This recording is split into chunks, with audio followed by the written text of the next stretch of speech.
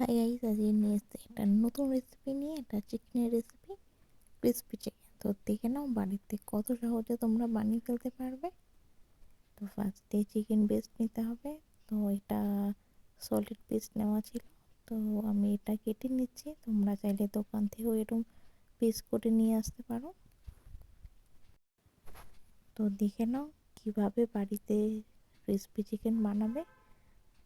তো ফার্স্টে আমার চিকেনগুলো কেটে নিলাম, এরপর একটা বাটি নিয়ে নিলাম। এরপর দেব আমি রসুন বাটা, অল্প একটু দেব আদা বাটা।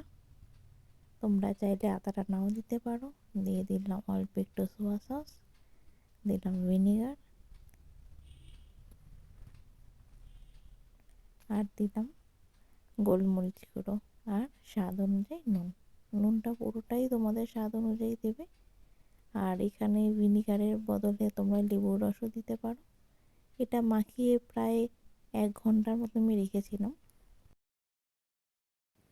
এরপর সবজিগুলো কেটে নেব। ফার্স্টে ক্যাপসিকাম কেটে নিচ্ছি।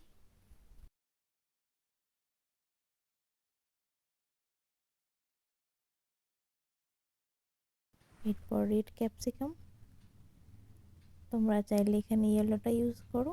তো ঘরে এই দুটোই ছিল, তাই আমি এই দুটোই ইউজ করলাম। তো আমি আগেই বলেছি একদম হোমমেড, এটা দেখাচ্ছি পুরোটাই নিজের মতো করে। তোমরা অবশ্যই বাড়িতে একবার ট্রাই করো। তো এখানে একটা পেঁয়াজ কেটে নিয়েছি চৌকো করে, আর ছোটো ছোটো করে আমি রসুন কেটে নিলাম। তোমরা রসুন কুচির জায়গায় রসুন পেস্ট ইউজ করতে পারো।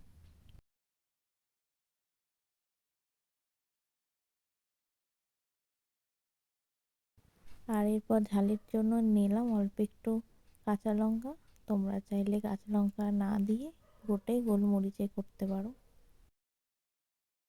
তো এরপর একটা বাটির মধ্যে অল্প একটু ময়দা নিলাম, আর অল্প একটু কর্নফ্লাওয়ার, সাথে দিয়ে দিলাম গোলমরিচ গুঁড়ো।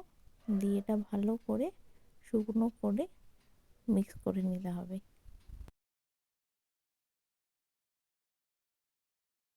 এরপর ম্যারিনেট করা চিকেনগুলো এর মধ্যে দিয়ে দিলাম। তো যত বেশিক্ষণ রাখা যাবে অত বেশি টেস্টটা বাড়বে। এরপর দেখতেই পাচ্ছ শুকনো করে কোট করে গরম সাদা তেলের মধ্যে এগুলো দিয়ে দিলাম।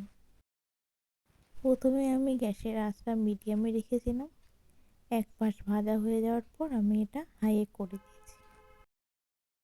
তো বন্ধুরা, আমার চ্যানেল এখনও যারা সাবস্ক্রাইব করোনি তারা প্লিজ সাবস্ক্রাইব করে দিও, আর পাশে থাকা বেল আইকনটা অবশ্যই ক্লিক করো, তাহলে সবার আগে তোমাদের কাছে ভিডিও পৌঁছে যাবে। আর যারা আমার ফেসবুক পেজ থেকে দেখছো দ্য পেটুক শেফ, অবশ্যই পেজটা লাইক করে দিও। আর কেমন লাগছে আমাকে অবশ্যই কমেন্ট করে জানিও, আর ভালো লাগলে বন্ধুদের সাথে শেয়ার করে নিও। তো দেখতে পাচ্ছ চিকেনটা অনেকটাই আমার ভাজা হয়ে গেছে, প্রায় লালচে লালচে হয়ে গেছে। সব কটা আমি তুলে নিলাম। এরপর বাকি যেগুলো আছে সেটাও ভেজে নেব। তো যখন চিকেনটা তোমরা কুট করবে দেখবে যাতে এটা জলের মতো আটকে না যায়। তো আমি পুরোটাই কিন্তু শুকনোভাবে করেছি।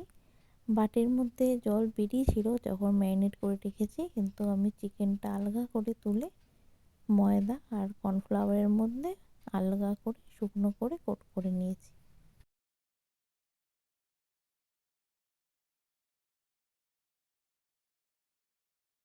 তো এই চিকেনগুলো আমার প্রায় ভাজা হয়ে গেছে, লালচে হয়ে এসছে, এগুলো আমি তুলে নেব।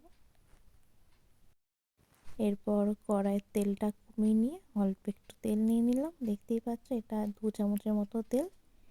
এর মধ্যে দিয়ে দিলাম রসুন কুচি, দিয়ে দিলাম কাঁচা লঙ্কা কুচি। এরপর আস্তে আস্তে ক্যাপসিকাম, পেঁয়াজ সবটাই এর মধ্যে দিয়ে দেব।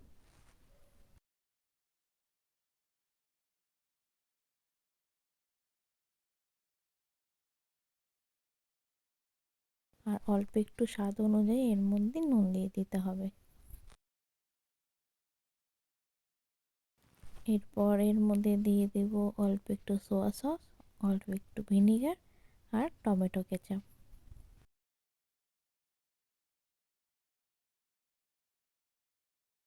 দেখতেই পাচ্ছ সবটা খুব ভালো করে মিশে গেছে। এরপর একটা ছোট বাটিতে অল্প একটু জলের মধ্যে কর্নফ্লাওয়ার গুলে এর মধ্যে দিয়ে দেব।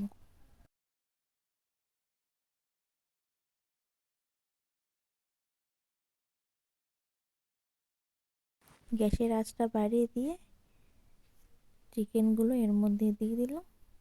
দিয়ে দেখতে পাচ্ছ খুব ভালো করে আমি কোট করে নিচ্ছি। তো অল্প একটু আমি এর উপর থেকে তেল ছড়িয়ে দিলাম। এটা বেশ দেখতেও ভালো লাগে আর খেতেও ভালো লাগে। তো কেমন লাগলো অবশ্যই আমাকে কমেন্ট করে জানাবে। আমি এটা পুরোটাই নিজের মতো করে দেখিয়েছি। অবশ্যই বাড়িতে একবার ট্রাই করো। দেখা হচ্ছে পরে একটা রেসিপিতে।